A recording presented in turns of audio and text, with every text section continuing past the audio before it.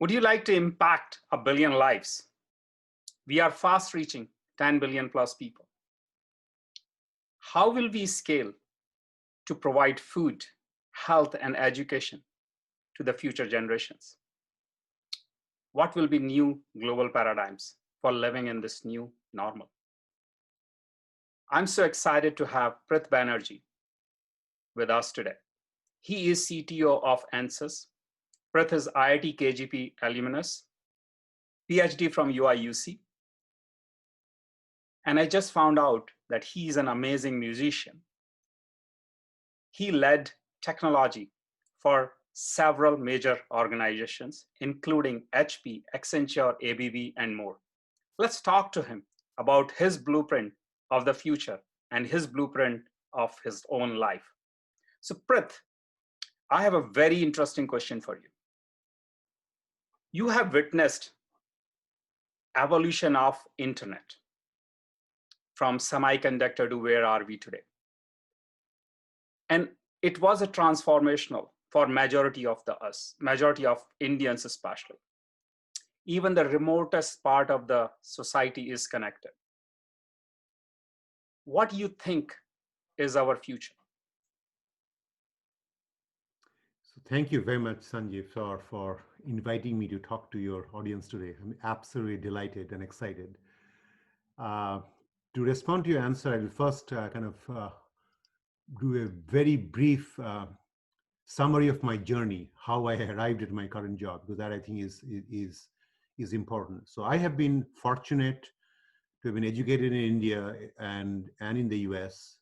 And my early work, I spent my first 20 plus years in academia as a professor at University of Illinois Urbana-Champaign, as department head at Northwestern, as Dean of Engineering, University of Illinois Chicago. And so that was my first phase in my career. My second phase was working in founding a couple of very small software startups that came out of the university. And the third phase was these companies that you mentioned, having the opportunity to lead large research organizations at HP Labs, as CTO at ABB, and Schneider Electric, and now at ANSYS. What I have been fortunate in being part of is this sort of innovation as it happens in academia, innovation that happens in startups, and innovation that happens in large companies and so on. And over these sort of 30 plus wonderful years, I have seen a lot of technology and technology evolution. So this is kind of what you are mentioning, right? So when you and I went and did our, our education, right? Those days, I mean, we did our programming on sort of mainframes. We are sitting in front of maybe doing punch cards and then doing started with punch cards and then it sort of transitioned to programming on terminals with a mainframe in the end. And so there was sort of the terminal and a mainframe. And then we all saw the transition, right? Through client servers where all that compute capability came to the workstation. And essentially all you needed was a little internet, a connection so that you and I could send stuff to each other, right? And then again, we have pivoted back to when you do on the cloud, right? Essentially the device you have in your front is a mobile device, a phone or an iPad or a little thin laptop, but the compute all happens in the cloud. So essentially, as you have seen, right, it has gone from mainframe to on-perform workstations and then back to the cloud. And you say, well, is it purely cloud? No, what is happening is people are talking about the edge. So it's not everything on the cloud. You will move some of your compute to the edge. And so these kind of things are happening in the computing industry, and that's absolutely phenomenal. The compute power that you had on a mainframe sort of about 30 years ago is less than the compute power on your iPhone, right? I mean, so just amazing amounts of technology that we have seen. I used to work on VLSI, right? I used to work on chip designs and so on. And when I did my VLSI design classes or when I taught courses, though we were talking about maybe 100,000 transistors, maybe 1 million transistors. Wow, million was a big deal. 25 micron technology was a big deal. Look at where things have happened, right? We are talking about 3 nanometer, right? Technology, right? I mean, almost like atomistic scale. We are talking about 10 billion transistors chip. I work for ANSYS these days, and we work on simulations of 10 billion, 100 billion transistors on a chip, right? Amazing compute powers are happening. So we have all seen in the technology area, right? Sort of the tremendous advances in computing, right? With high performance computing, and now, I mean, I was fortunate to be on the board of Cray, and I've seen how Cray build their supercomputers and so on. And the latest supercomputers have, I mean, like fat nodes with multiple processors, multiple GPUs, and so amazing amount of technology in the compute area. True. Simultaneously, what has happened is there's been sort of transformations in the software world, right? You and I used to write software using maybe Fortran or C or whatever, and then do these on machines, right? And these days, people are writing their software on apps and uploading those apps on the cloud and doing wonderful things to it.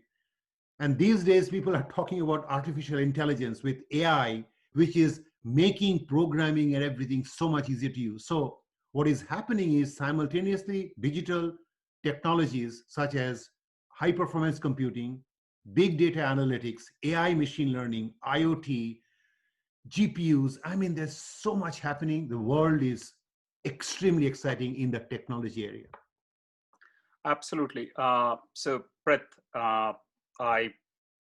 work you have done, we are all very proud of what you have accomplished as an IITian. It's very inspiring, and I'm sure all of our audience will be more inspired after listening from you. Question I have for you is, you saw the evolution of technology, and technology was, earlier we were talking about just putting more transistors. Even today, we are still talking about putting more transistors. And at the same time, we are talking about quantum computing. So point I'm trying to make it is where the world is going. Because if I really look at it, it seems like everything is becoming a service, including hardware. So what is your take on that? Absolutely. You have made a very, very good point. I mean, when you and I started our careers, right, it was about owning a car, owning a home, owning a phone and so on, right? And I live in San Francisco, I own a home, but my son does not, right? He's renting, but when he goes somewhere, he's doing Airbnb, and he doesn't own a car, he's using Uber. So basically the whole world around us is transitioning to what we call everything as a service, right? Home as a service in Airbnb, car as a service, Uber or Lyft, right? Everything as a service, right? And the computing, instead of owning your own computer, large companies are using the cloud, right? So they're renting the compute, renting the storage on the cloud from either Amazon, Azure, and so on, right? So essentially, this is the world out there. So we need to imagine a world where, in a world of everything as a service, right? Do I need to own my phone? No. I mean, essentially, you can, and that's sort of happening, right? When you go on to, say, Verizon or AT&T and so on, right? You don't actually have to pay for the phone. You can sort of, the rental of the phone is, you can say, zero money down, and essentially they're charging it on this thing. But it is going to a point where it will be done as a service and by usage, right? Not $49.99 a month, right? For unlimited thing, but literally, if I have to use if I use the phone for taking a picture, okay, that's 1 cent. If I do it for a video call, that's 2 cents, right? So essentially granularizing to the tasks that we do, and we are going to only pay for those micro tasks, microservices. This, I think, is where things are headed. And so now to help serve that world, the amazing technology that is happening is all these different small microservices. How can those microservices be composed to build much bigger services? So in the past, when I built a piece of software to do certain stuff, right? I had to, as a developer, had to write the entire stack, right, on myself. These days, if I am a person trying to find the nearest restaurant to order food, right? In the past, I would have to do the mapping thing myself. I would have to find the price, everything, right? How to do the payment, the complete stack, which is so hard to do. These days, as a microservice, you have to just think about the idea and say, okay, how can I compose that service by this microservice, that microservice, and so on. And these things are becoming so easy to use through the concept of microservices. So I have an interesting question for you, Prith.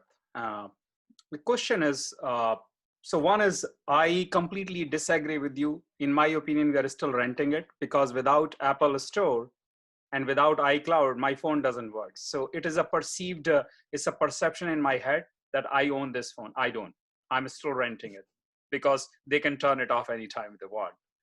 So, but coming back, apart from jokes, is one thing is still baffles me. If I look at the evolution of technology, it is phenomenal. When we talk about transistor, it's phenomenal. But some very, very fundamental thing which I thought will move quickly hasn't moved quickly.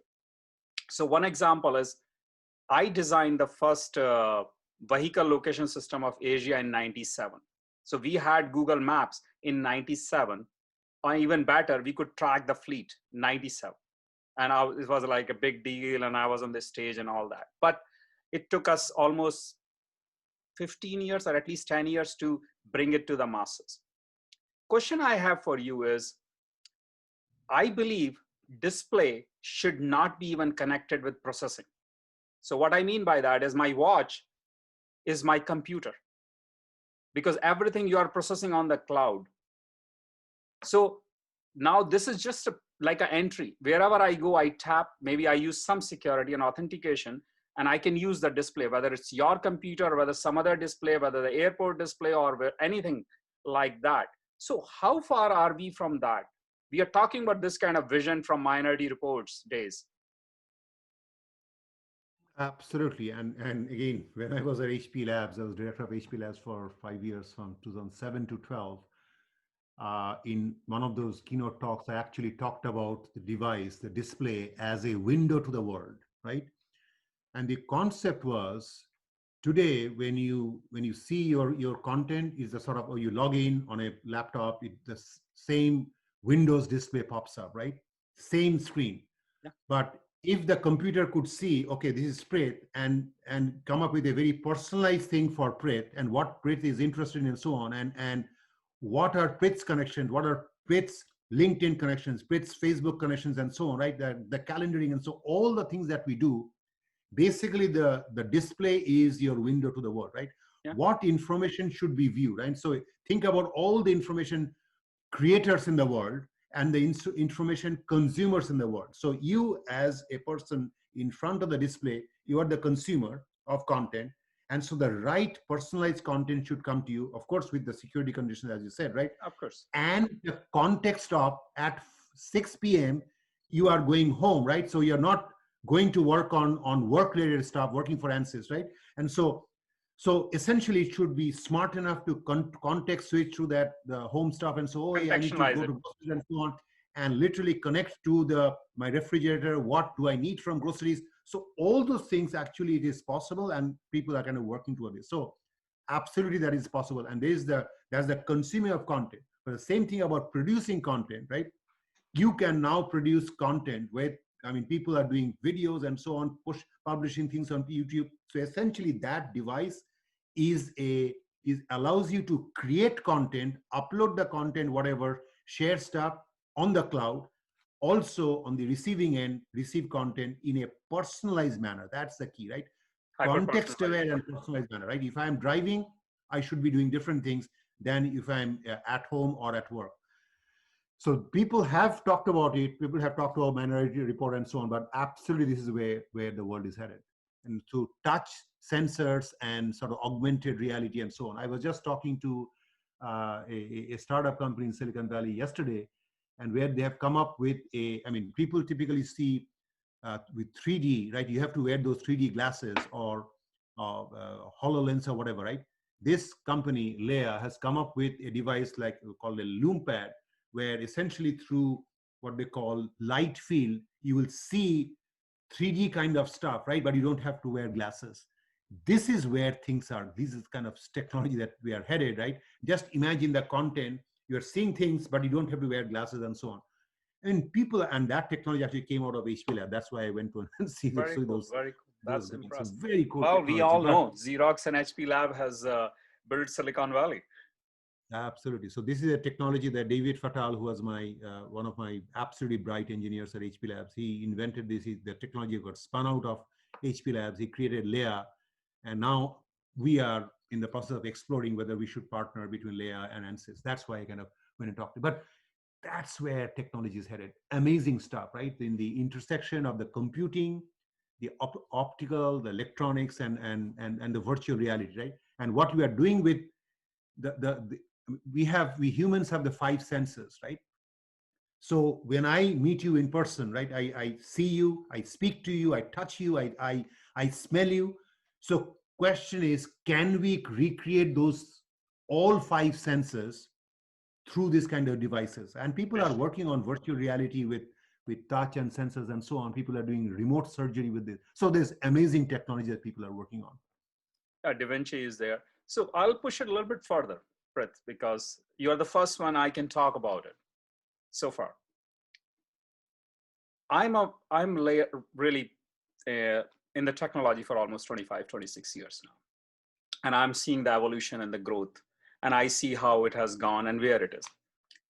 A lot of things looks pretty simple and trivial, but I do see a huge challenge that the services are not available.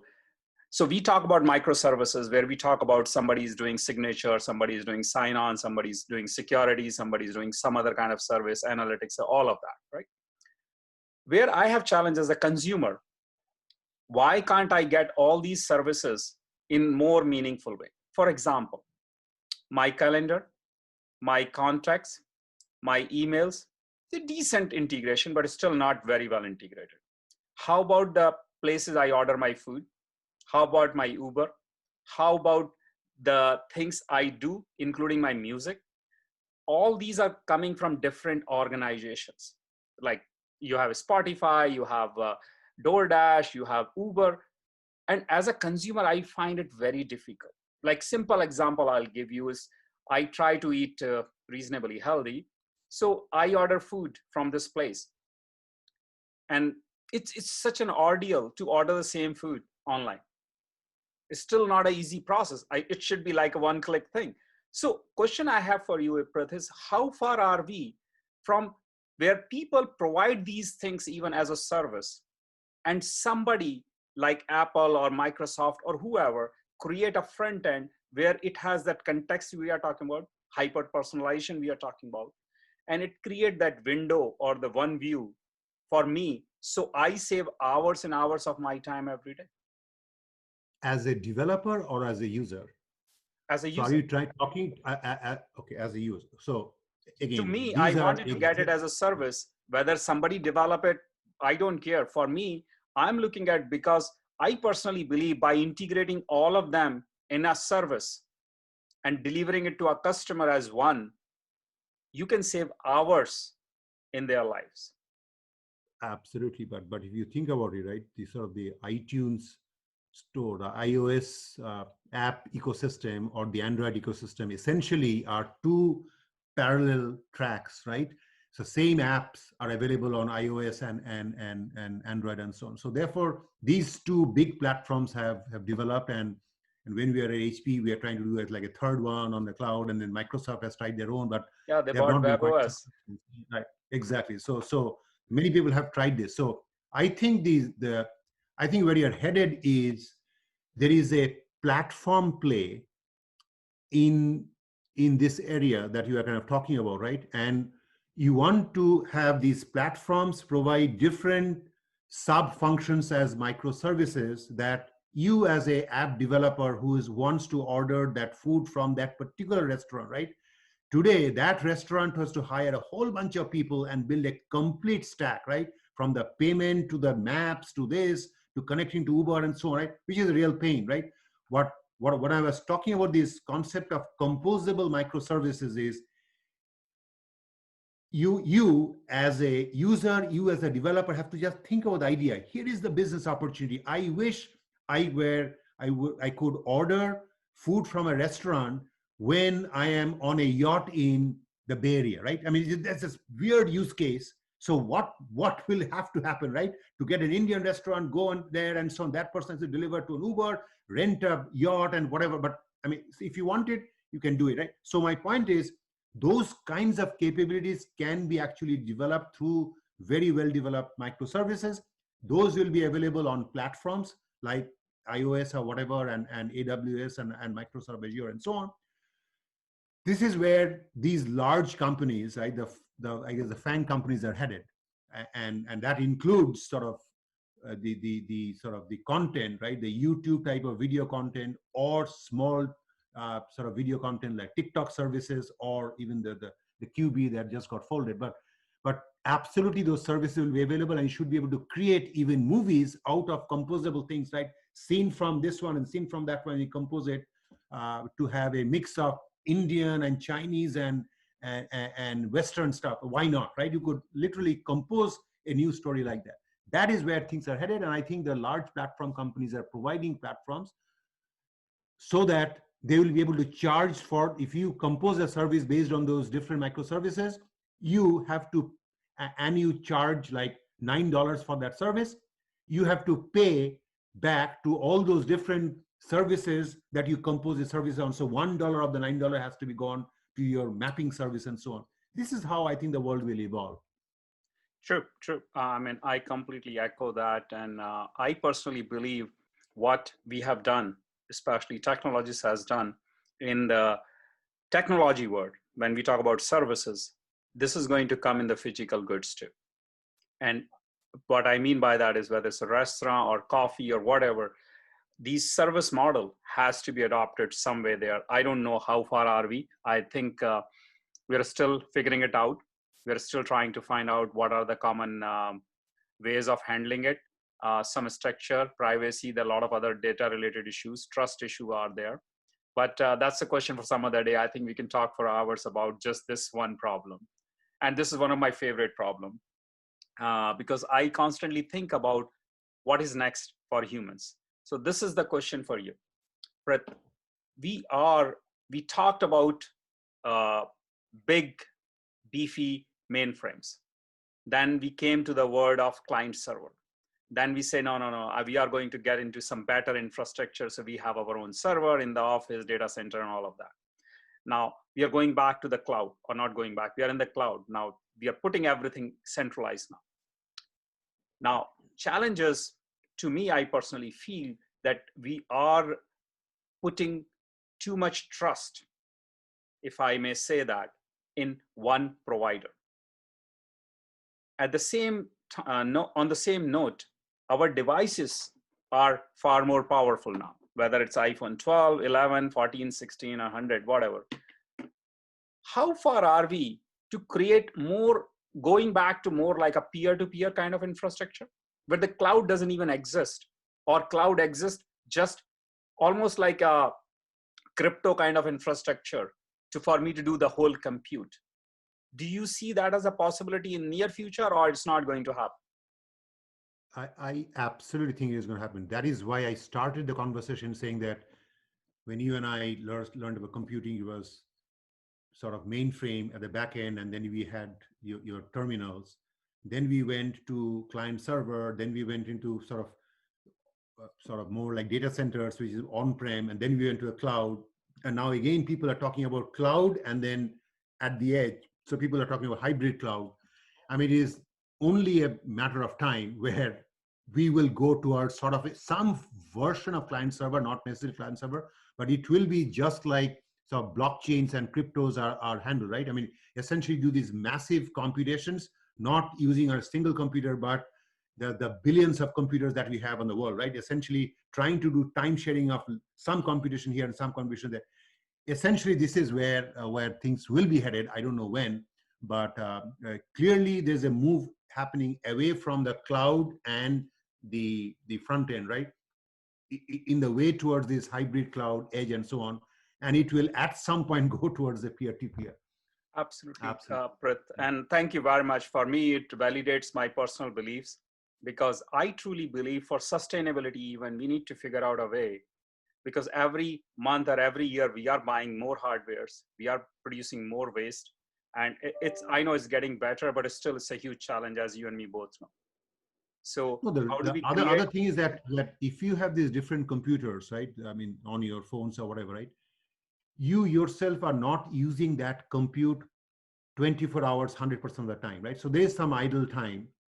What if I could say, hey, I need some compute capabilities.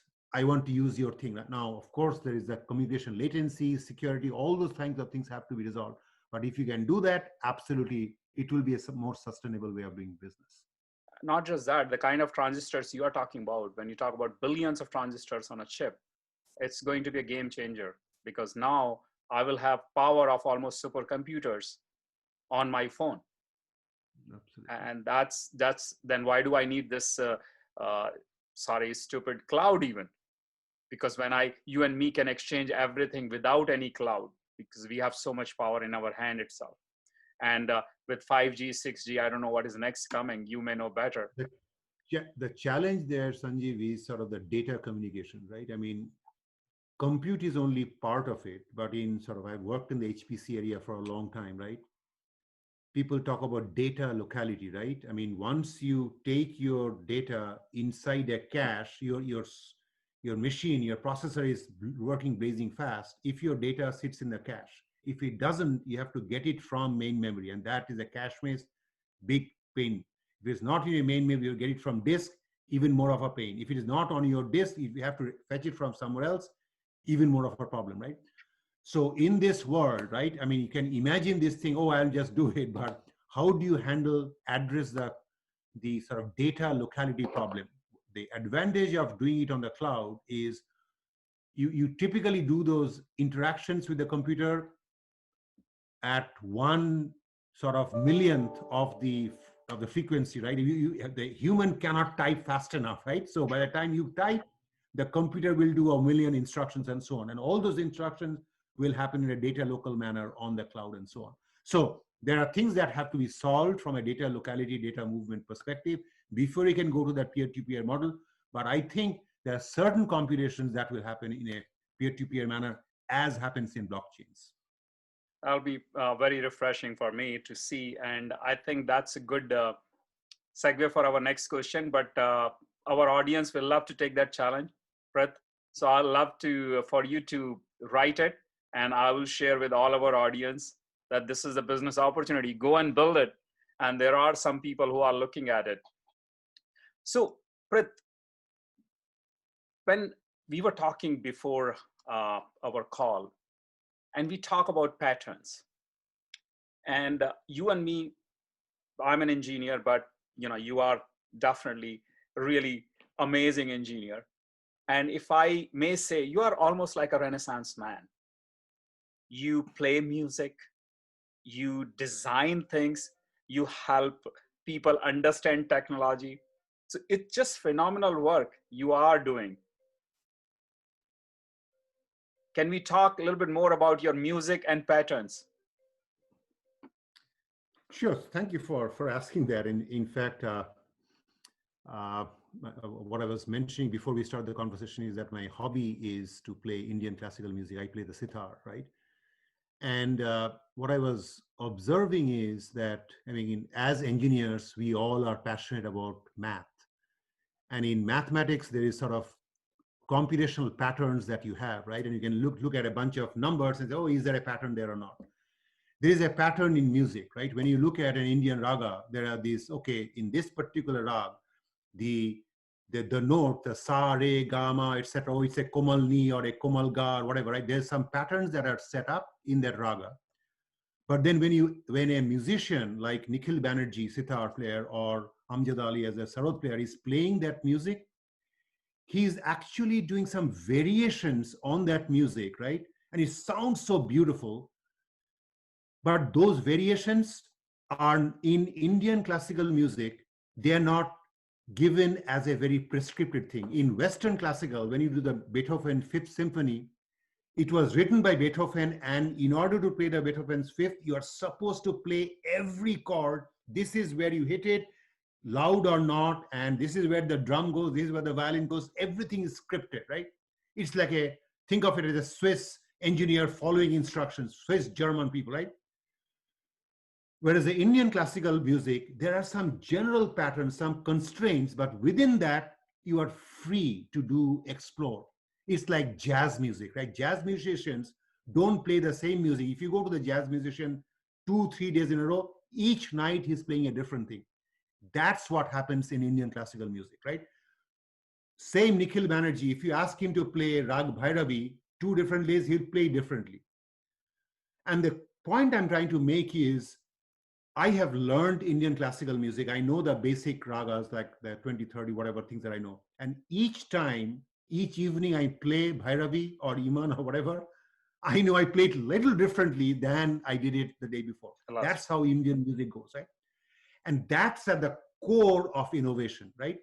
If as an engineer, if you only think one way, you will not succeed, right? Because in life, you will have obstacles.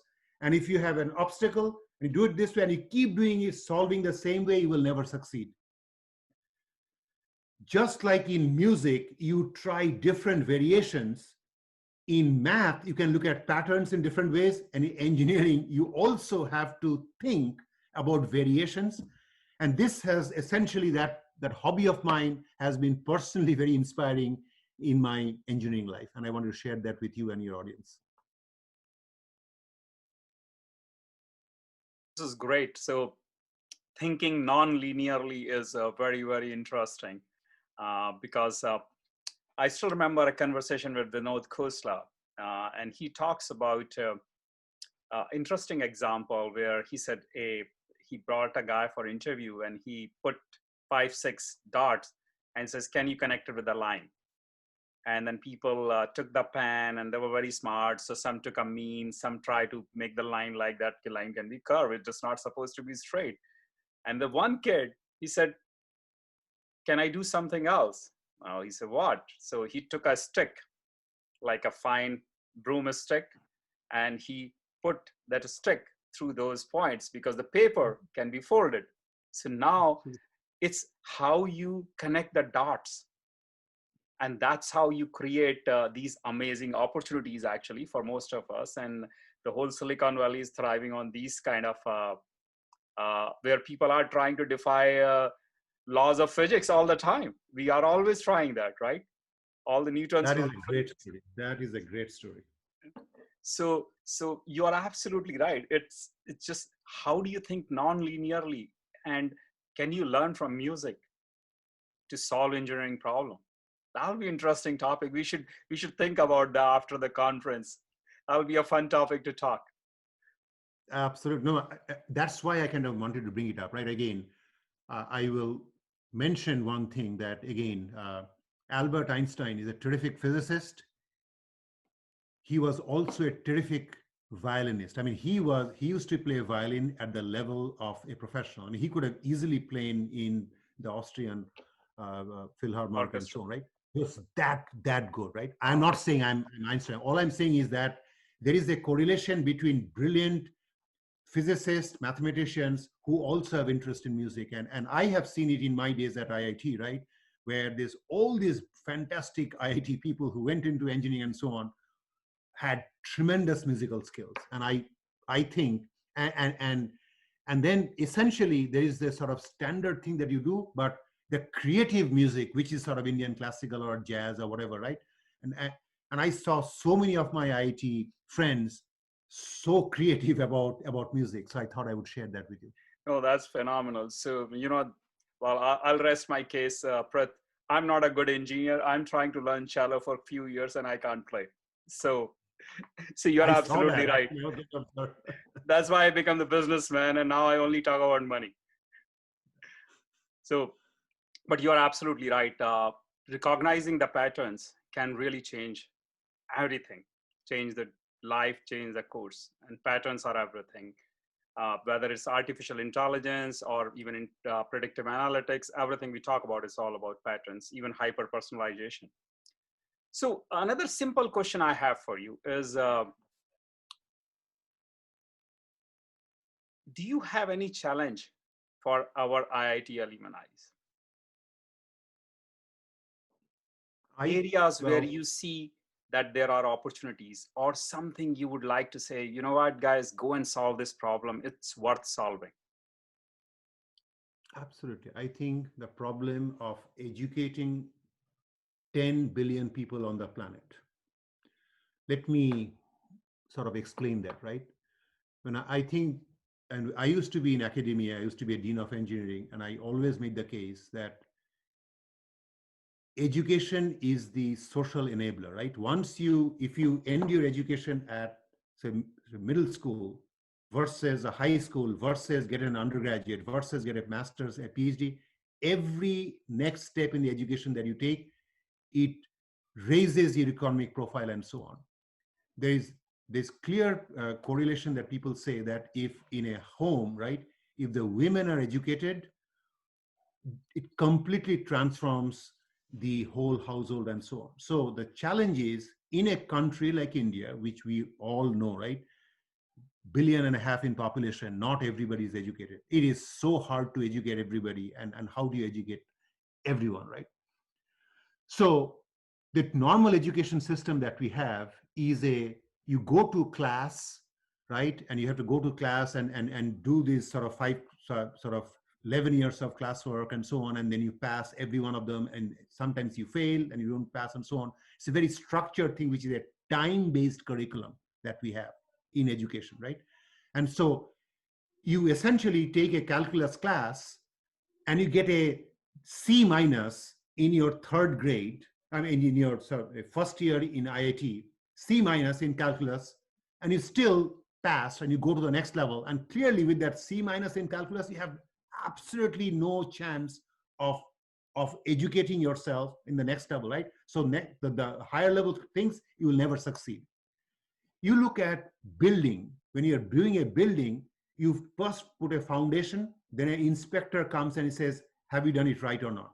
And if not, they fix it, then only they'll put those beams, and then they will another inspection, then only they'll put the drywall. If you do it right, then they will put the paint, then the roof and so on. This is what happens when you build stuff. Yet in education, people are just going through the time-based stuff and so on, right? And you are a super smart student and you are in a class with 30 other people with different interest levels, and the teacher is teaching to the average. And so the weaker student is struggling, the strongest student is getting bored. It is not a good form of education. So can we create, through AI and machine learning, an education system for the 10 billion people on the planet, which is truly personalized? And it will not be time-based, but they will learn, and they will learn in a as needed basis, right? Don't do in a linear way, or first do calculus, then you do chemistry, then you do physics and so on, which is kind of a boring way that we learned in college. When you have to design a chip, oh, for that chip, I need to do this, I need to understand transistor. For that, I will learn just enough of the just-in-time things about transistor theory. For that, just enough physics, just enough chemistry, etc. Kind of go down, recursive, then go up, right? That will be fun learning. So how can you do that for everybody at scale? That will be an enormous, difficult thing, but would be transformational because it will completely levelize the world, right? If you have education, you have access to information. That is what democracy is all about, and the world will be such a better place. You are on mute. Prith, I have interviewed Deepak Chopra. He's IIT Delhi alumni, and he runs an organization called FEA India. So we talk a lot about education. So big thing we talk about it is we are the product of our environment. You and me are here having this conversation and had this amazing life and having this phenomenal world for ourselves because we got great education.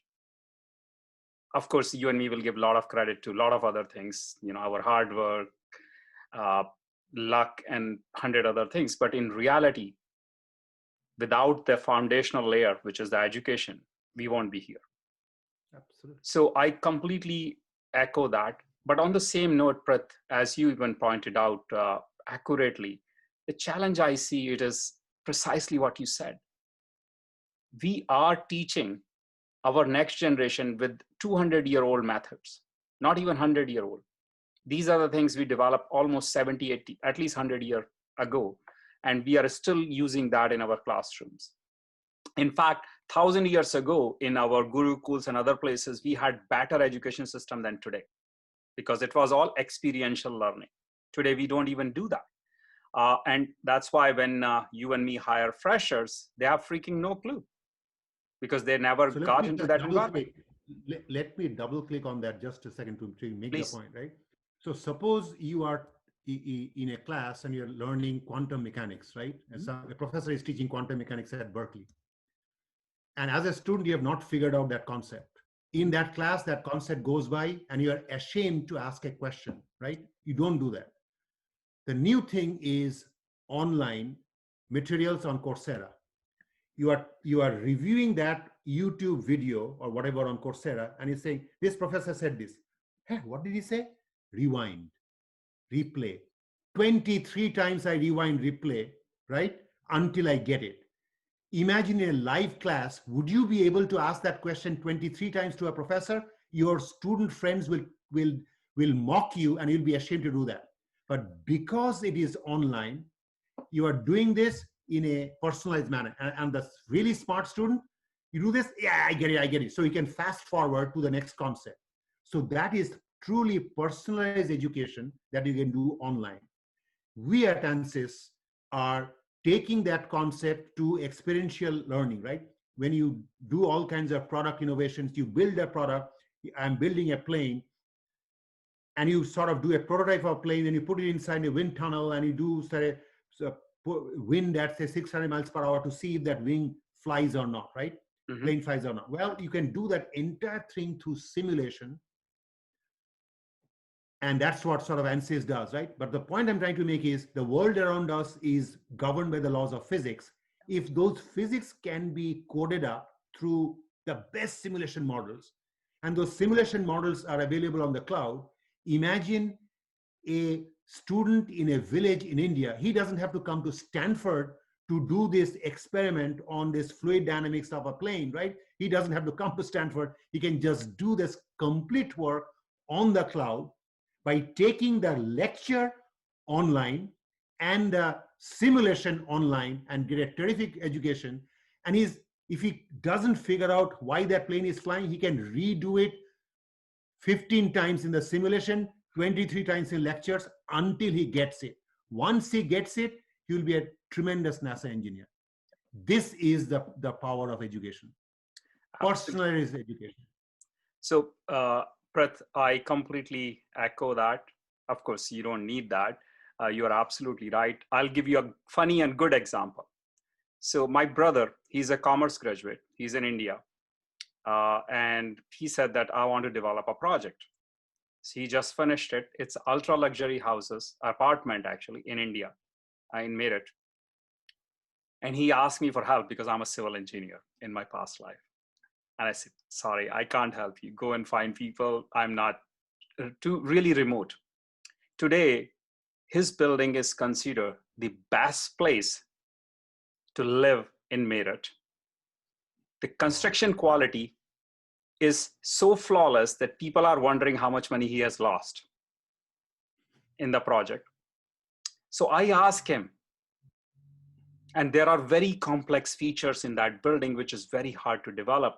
And I did some interesting work in Singapore where we use GRC, glass reinforced concrete, to design that whole thing. Even the installation of that was like freaking complex.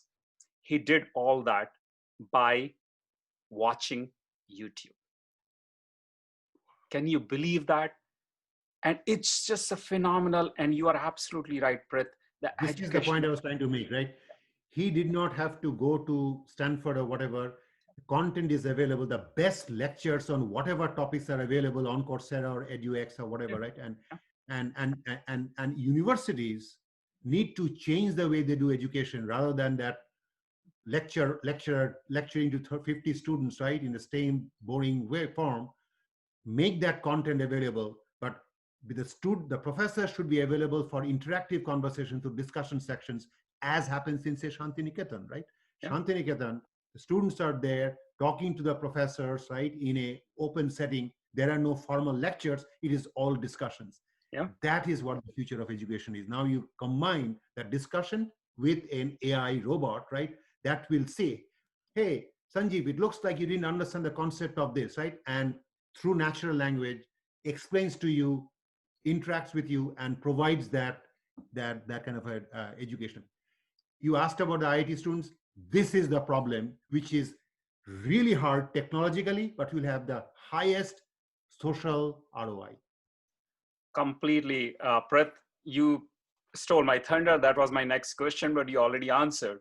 You already gave ideas of, I'm assuming, at least 10 or 12 companies with the problems you face it and the way you have described these problems.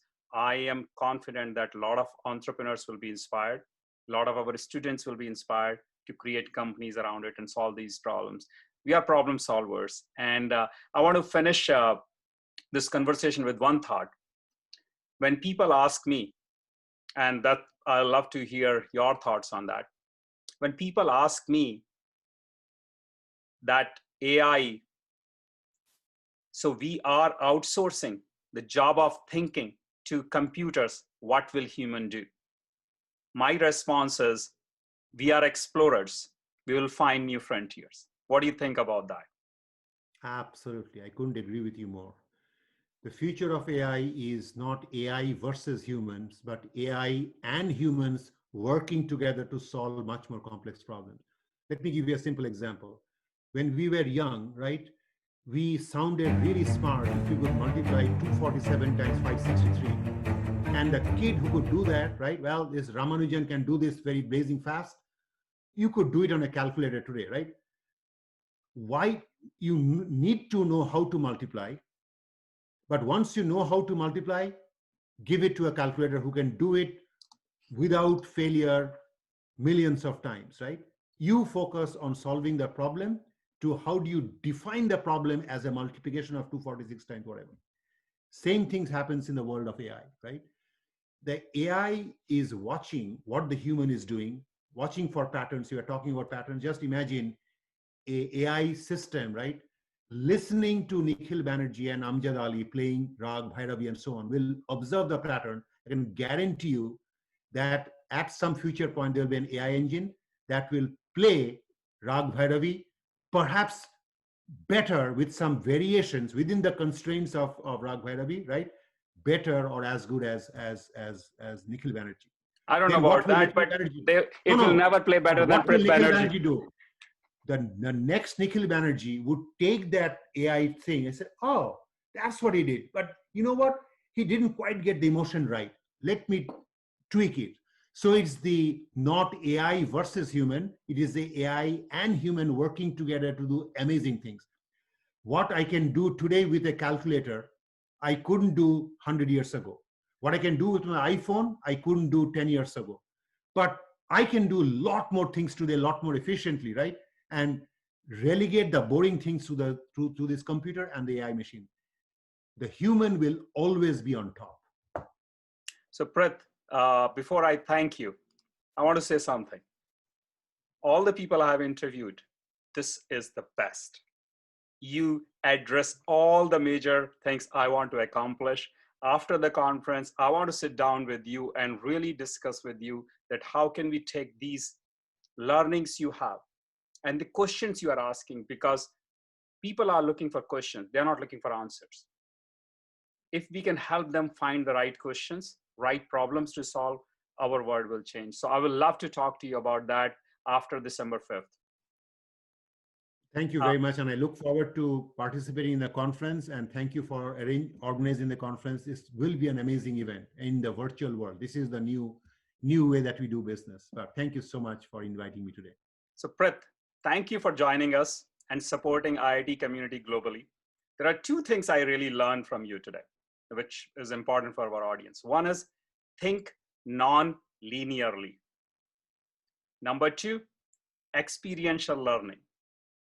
With these two things, we believe, or at least Prith believes, we can change the world. That's his blueprint of the future.